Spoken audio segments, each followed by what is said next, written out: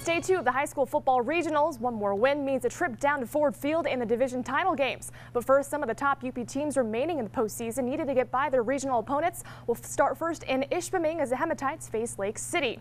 First quarter, Adam Priss takes the direct snap, and he's gone, breaks a tackle, goes 50 yards the other way for the score. Hematites strike first, no surprise there.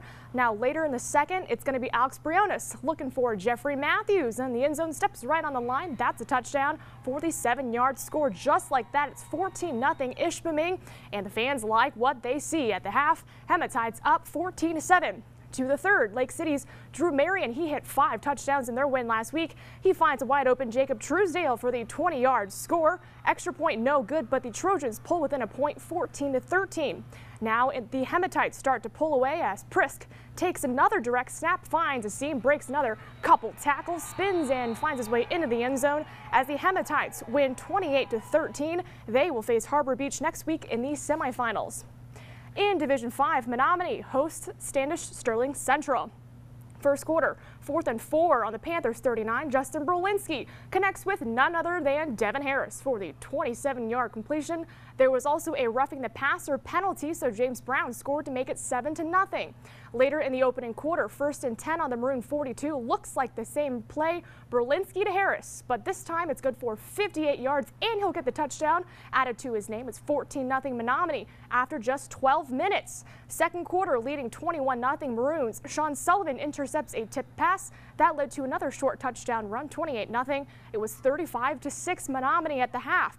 Now here comes the play of the game in the third quarter. Harris thinks about passing, then uses a nice spin move to get out of trouble, and he will avoid the sack and weaves through a field more defenders and eventually gains about 40 yards before being tackled inside the Panthers' 5-yard line. That sets up another touchdown. Maroons win easily 49-27. They will meet Muskegon Oak Ridge in the semifinals next Saturday, most likely in the Superior Dome.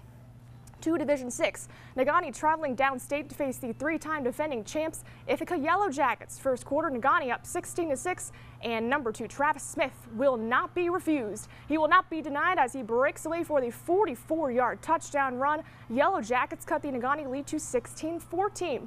Now on the ensuing kickoff, this ball rolls right to Tyler LaJoy, scoops this one up and goes whoop down 73 yards the other way for the touchdown. Miners extend their lead 22-14, looking for an upset, but the Yellow Jackets offense would come alive as Smith finds Logan Hesbrook for a 50-yard score, making it 22-20 Negaunee, but Ithaca would score 4 touchdowns in the third quarter to put the Miners away 62-34. However, they finished with a stellar season, 10-2.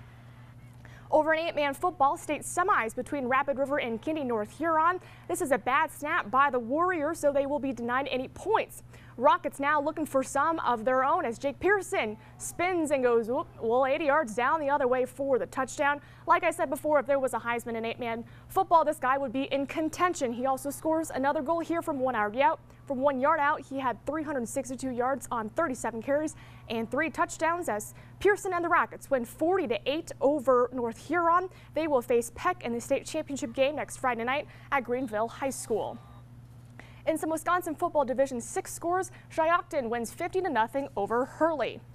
Michigan Tech hosting Wayne State on senior day as they say goodbye to 9 of their own. Let's jump to the third. We're tied at 14-all. Desmond Martin takes the handoff and breaks a couple tackles. Goes into the end zone for the 20-yard score. Warriors back on top 21-14. They rush for 276 yards, but back come the Huskies. Tyler Scarlett finds a wide open Andrew Clark in stride for the 41-yard score. Now with that completion, Scarlett will become Tech's career passing leader as he passes Stephen Short's mark of just over 7,000 yards.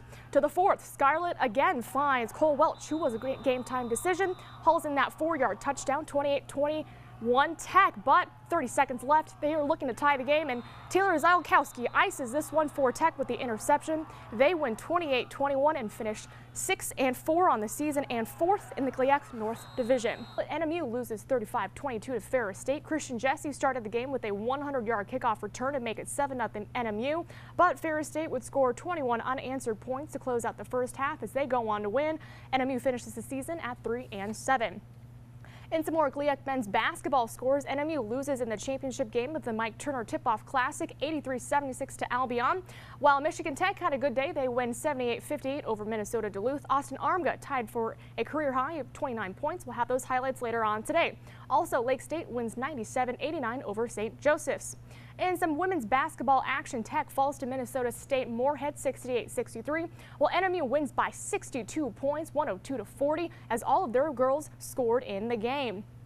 In some volleyball action, Tech falls to Saginaw Valley 3-0. They finish the season 10-20 overall and 6-12 in the GLIAC, while NMU wins 3-0 over Lake State. Callie Heron added 12 kills. They will host Findlay in the first round of the GLIAC tournament on Wednesday. Michigan Tech hockey finishing their home series against Lake State. Second period, Alex Patan will sneak this one in off the back of the goaltender. Huskies get a break as they take an early 1-0 lead. In the third period, here comes Ryan Fern, who gets the goal to go as Tech wins 2-1 over Lake State. Jamie Phillips also added 21 saves as the Huskies split the series against the Lakes. Also, some WCHA hockey scores. Ferris State wins 4-2 over Bowling Green, while Alaska Anchorage and Bemidji State tie at 4 in overtime. And some Minnesota Junior Hockey League action. Marquette Royals win 6-3 over Tri-City. Dallas McLaughlin scored the first 4 goals. They are on a 22-game winning streak.